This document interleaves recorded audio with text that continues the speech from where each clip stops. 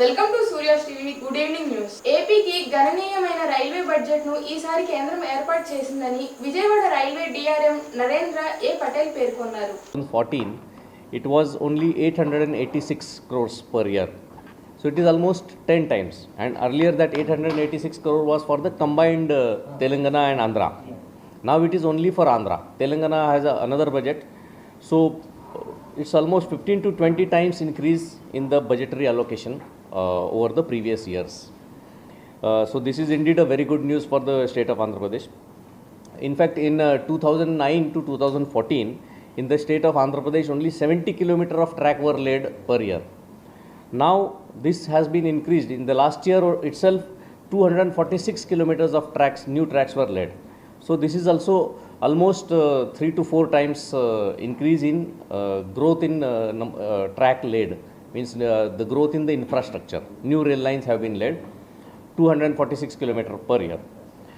Electrification of Andhra Pradesh is almost complete. 97% of the electrification is done, and within a year 100% electrification will be achieved.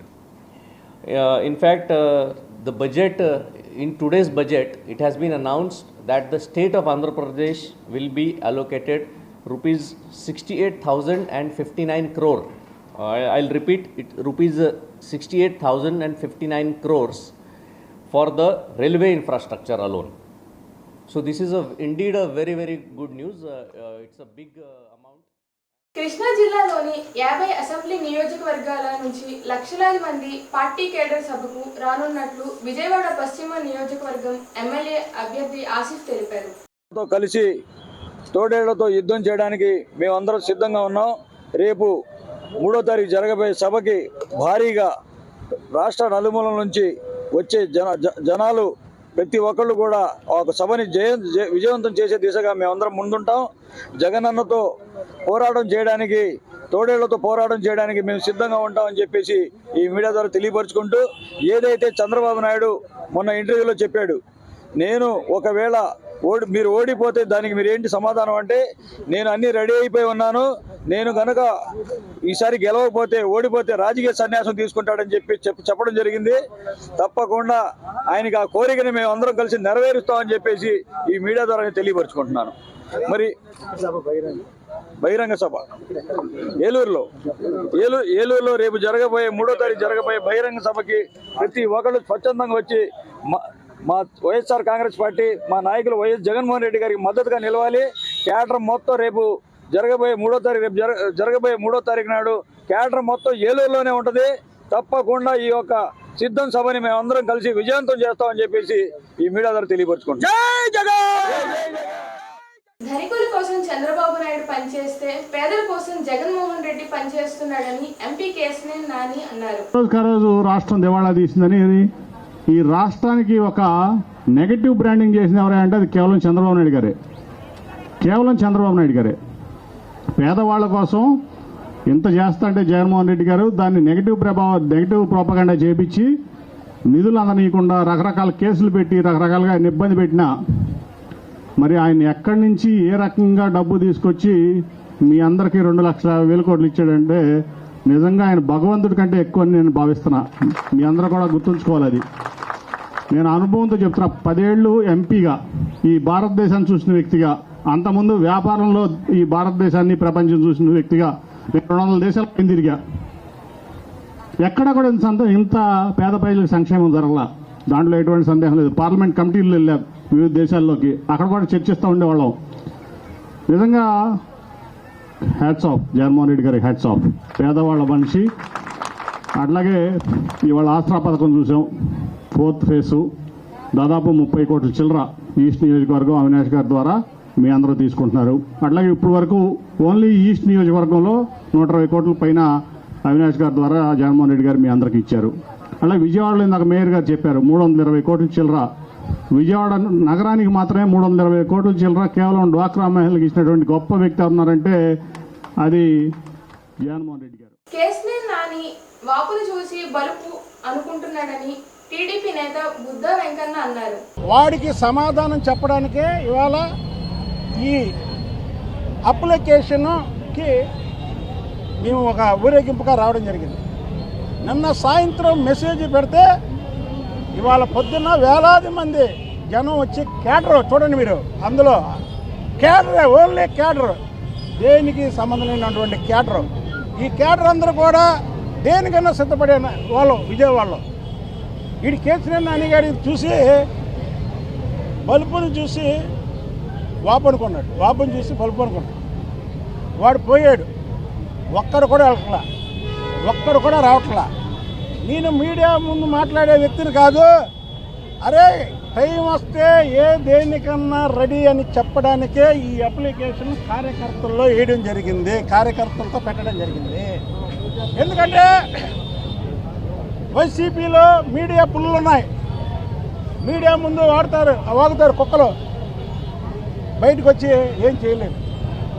వాళ్ళకి సమాధానం, అరే application పెట్టడానికి వస్తేనే ఇంతమంది cadre వచ్చారు.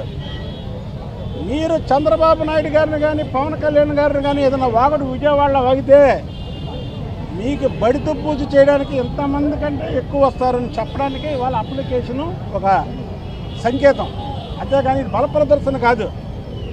అదే నామినేషన్ కాదు, ఇంతకు 10 రెట్లు వస్తారు. ఇది ఓన్లీ ఒక మెసేజ్ మీద వచ్చినటువంటి.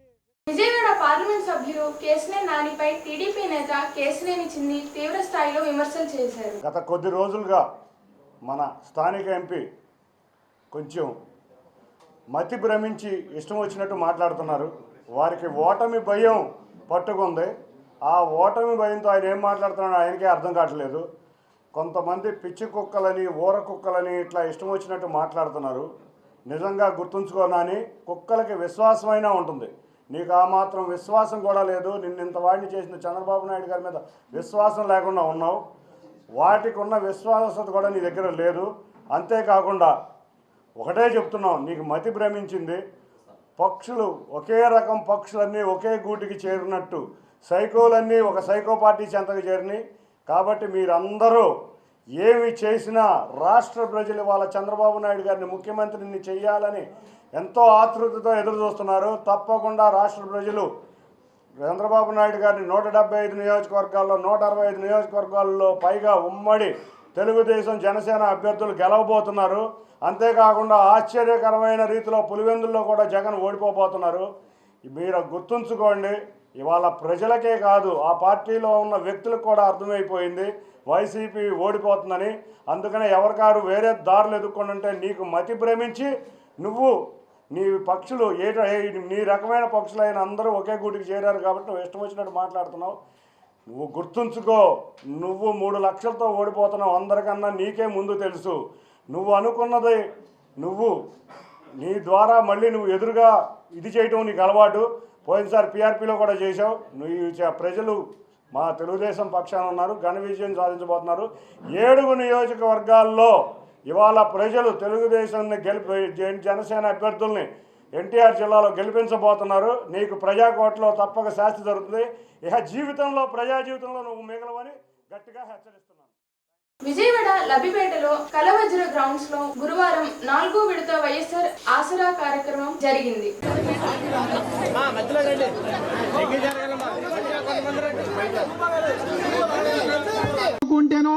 మీరు తెలుగుదేశం పార్టీ జెండా మోస్తేనో లేకపోతే తెలుగుదేశం పార్టీ సభ్యత్వం తీసుకుంటేనే మీకు పెన్షన్ అయినా రేషన్ అయినా ఏదైనా కార్యక్రమాలు చేసేవారు. ఈరోజు జగన్మోహన్ రెడ్డి గారి ఒక నాయకత్వంలో వాలంటీర్ వ్యవస్థ ద్వారా మీ దగ్గరికి చాలా మంది వచ్చారు, మేము వచ్చాం. మీరు ఏ రోజైనా మా దగ్గరికి వచ్చారా? మాకు పలానా పెన్షన్ కావాలని చెప్పిన ఏ రోజైనా మా దగ్గరికి వచ్చారా? మా కార్పొరేటర్ల దగ్గరికి వెళ్ళారా? మా నాయకుల దగ్గరికి వెళ్ళారా?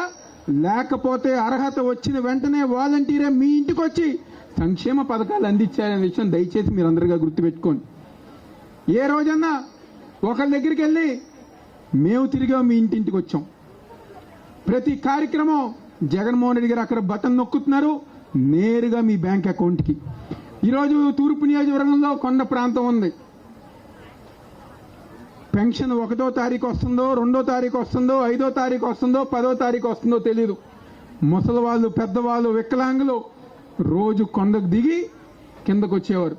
కృష్ణలంక కరకట్ట ప్రాంతం మారుమూల దగ్గర సంక్షేమ పథకాలంటే ఏంటో తెలియని చాలా మంది ఉన్నారు.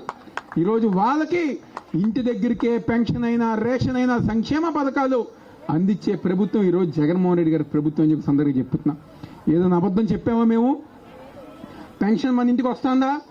రేషన్ మన ఇంటి దగ్గరికే వస్తుందా? జగన్మోహన్ రెడ్డి గారు అక్కడ బటన్ నొక్కగానే అమ్మఒడి అయినా చేయూతైనా. ఈ వార్తలు ఇంతటితో సమాప్తం.